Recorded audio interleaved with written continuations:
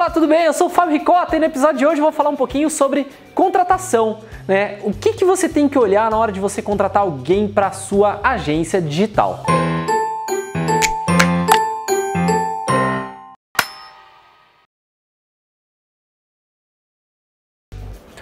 E essa talvez é uma complementação de uma pergunta que eu recebi quando eu estava gravando uma aula ao vivo, né? Uma aula de tirar dúvidas para os meus alunos do Agência 10X. E uma das pessoas me perguntou, Fábio, quando que é o momento certo de contratar uma pessoa, né, da minha agência? Eu já gravei um vídeo sobre isso, qual é o momento certo de contratar, se você ainda não viu. Entra no YouTube, dá uma olhadinha nos últimos vídeos. Eu falei sobre isso e daí derivou a segunda dúvida. Tá, Fábio, o que eu olho na hora de contratar uma pessoa? E eu já digo de antemão, contratar uma pessoa não é uma tarefa fácil, tá?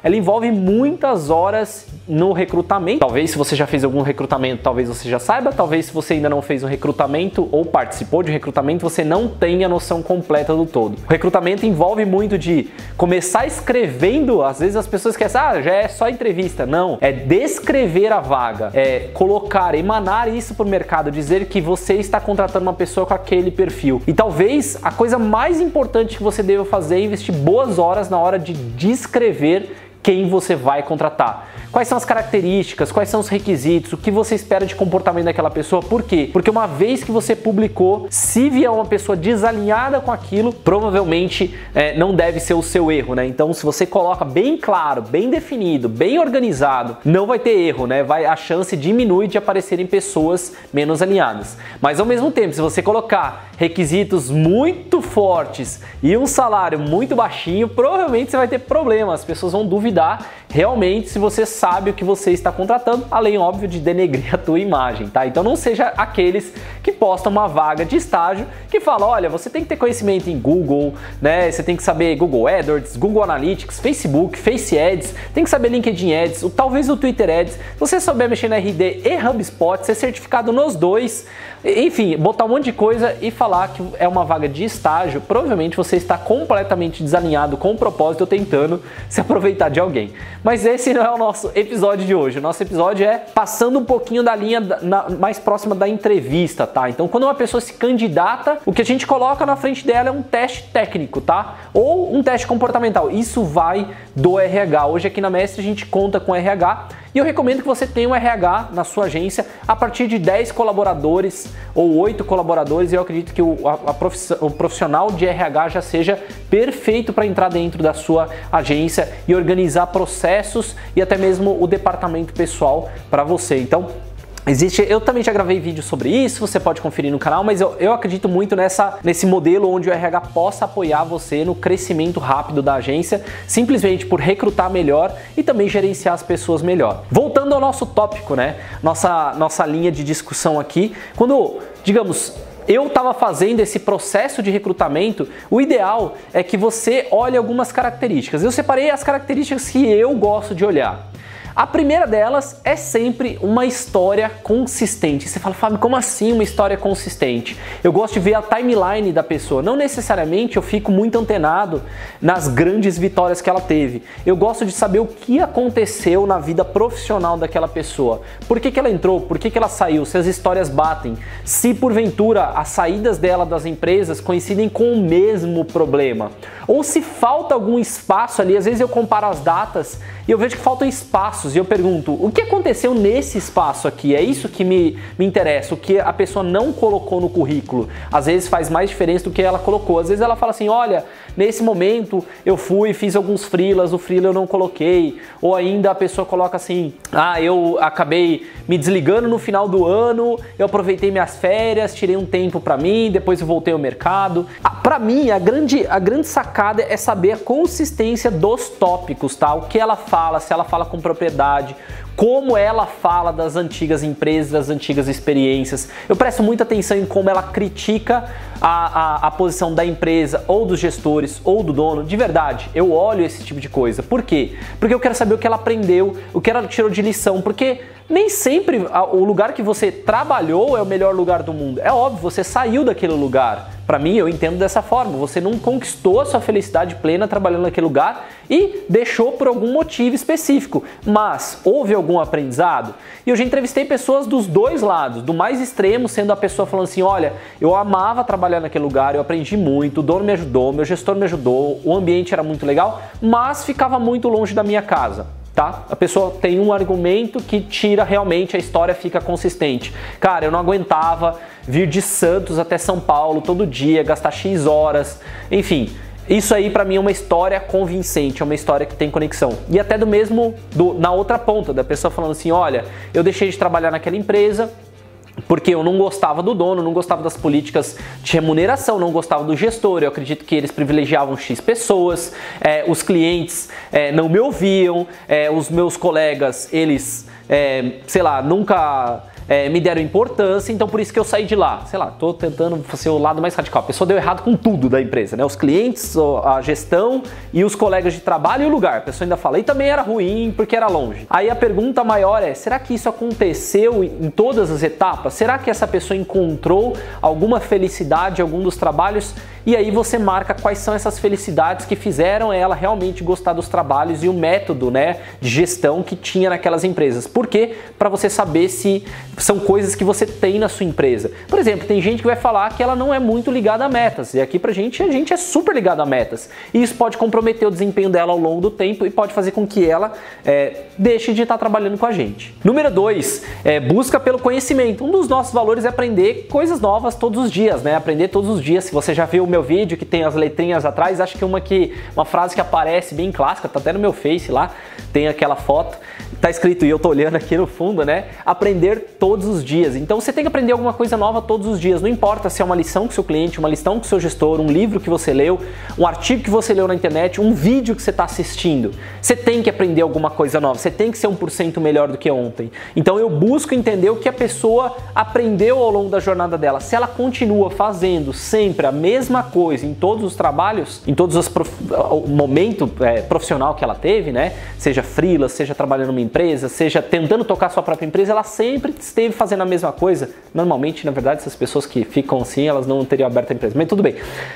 A grande sacada é olhar se ela está na mesma linha. Por exemplo, sempre fui analista de Google AdWords. Faz 6 anos. Que mais, cara? Você não buscou evoluir? O que você aprendeu? Aí eu pergunto, por exemplo, nessa linha do Google AdWords, que certificações você tirou? Ah, não, eu só tirei a do básico do AdWords e foi só isso. Eu fazia as campanhas no geral lá. Você fez a certificação de Google Shop? Você chegou a aprender a fazer? Não, nunca me passaram isso. E aí eu vejo o quanto a pessoa é proativa em aprender coisas novas. E tem outras pessoas, no caso mais extremo, que são pessoas que aprendem até em excesso e colocam um pouco a mão na massa, né? Então, não, porque eu assisto vídeo seu de toda semana, eu assisto vídeo do Érico, eu assisto vídeo do fulano, do Beltrano, do Ciclano, eu consumo tudo, eu leio os posts da Moz, eu leio as posts da HubSpot, do blog da RD, da Content, eu leio de todo mundo e tal, beleza. Aí a pergunta vai, como é que você aplicou um desses conhecimentos que você ganhou? Qual foi a última técnica que você aprendeu, ou ideia que você teve, ou linha de pensamento que você capturou desse lugar e como você aplicou no seu dia a dia? Então aí, para mim, essa é aprender algo novo todos os dias, é aprender e colocar em prática. Uma coisa que até é interessante falar é que a gente...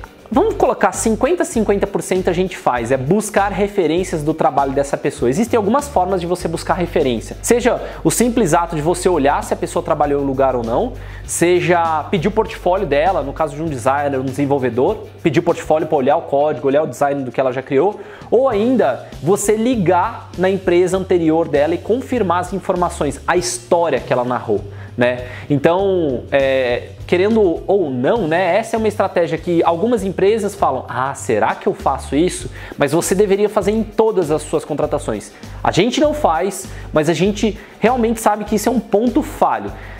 O fato de você pegar um telefone, ligar na empresa anterior e perguntar, olha, eu gostaria de pegar referências sobre o fulano de tal, que é um ex-colaborador de vocês. Eu gostaria de falar com alguém do RH, alguém responsável por ele. Todas as vezes que me ligaram aqui da Mestre, foi muito interessante essa abordagem, porque eu me senti como parte do processo seletivo. Se eu dei ou não dei a referência específica que a pessoa precisava, eu não sei, eu não participei do processo seletivo, mas eu falei sobre a jornada e tudo que me perguntaram eu respondi. Então o que você pode perguntar nesses casos é, essa pessoa estava alinhada com os horários da empresa, essa pessoa entregava as coisas em dia, essa pessoa saiu com algum problema no final que a gente precisa saber, enfim, você pode tentar listar um conjunto de perguntas e a pessoa do outro lado pode ou não responder, mas o mais importante é você perguntar isso pro candidato. Listar para ele e falar assim, existe alguma dessas empresas, principalmente a sua anterior, que eu possa ligar e pegar uma referência sua? No currículo dele tem alguma escrita, né, algum depoimento de alguém? Eu olho até mesmo no LinkedIn tem algum depoimento de pessoas que já trabalharam com ela? E aí vale um asterisco. Cuidado para colegas de trabalho que trabalharam com ela e somente falaram, esse foi o melhor profissional que eu trabalhei. Normalmente eu busco depoimentos de gestores. Eu olho se os gestores dessa pessoa trabalharam, o dono da empresa, alguém com um nível acima que possa classificar bem ou não, né, o trabalho dessa pessoa, porque eu sei que hoje no LinkedIn todo mundo pede um pro outro, me recomenda aí, escreve uma recomendação e blá blá blá, mas o que eu gostaria realmente é que um gestor ou uma pessoa responsável por aquela realmente pessoa pudesse deixar um depoimento e encontrasse aquele depoimento. Isso para mim já é uma bela de uma recomendação pública e que para mim já estaria ok. Outra coisa que eu gosto de olhar é o know-how técnico, então baseado na lista de pré-requisitos que a gente tem, normalmente na entrevista ou anterior à entrevista a gente tenta validar com um questionário ou com uma prova técnica na hora. Então, por exemplo, um desenvolvedor pode fazer você pode dar um computador para ele ali na hora e você pode pedir para ele programar. Um designer você pode pedir para ele fazer um wireframe, né? Pode ser no papel mesmo. Um profissional de SEO a gente já fez aqui na Mestre, a pessoa desenhar uma página ideal pensada em SEO no papel, né? Ele vai listando, aqui o título, meta description, tempo de carregamento, tudo que o cara coloca e depois a gente debate sobre o assunto. Já, por exemplo, para AdWords já fica um pouco mais difícil, porque não dá para você gerenciar uma campanha ali na hora. No máximo você pode pedir para o cara criar uma campanha, se você quiser realmente testar o conhecimento dele ali na hora, ou alguém de inbound, por exemplo, você pode pedir para abrir RD e criar uma landing page, ou criar um fluxo, ou configurar um lead score. Aí vai da sua oportunidade de trabalho. A gente trabalha aqui na Mestre com questionários, tá? A gente tem uma série de questionários onde a gente pergunta itens técnicos e a pessoa responde. Baseado nas respostas dela, a gente chama ou não para entrevista. E por último, uma das coisas que eu viso detectar numa entrevista são os pontos de melhoria. Então, quanto mais a pessoa fala que ela tem coisas a melhorar, quanto mais ela vem com a guarda baixa, dizendo, olha, tem pontos específicos, como por exemplo, eu não manjo de Face Ads, mas eu gostaria de aprender ainda mais aqui dentro da empresa. Se me der a oportunidade, eu vou intensificar meus estudos, eu gostaria de colocar a mão na massa. Ou ainda, olha, eu nunca trabalhei configurando lead scoring, porque eu não tive essa oportunidade, ou a conta que eu tinha dentro do RD não permitia essa configuração, então se a gente vier a ter oportunidade, eu tenho várias ideias, eu gostaria de aprender. Ou seja, pessoas que falam que elas têm pontos a melhorar.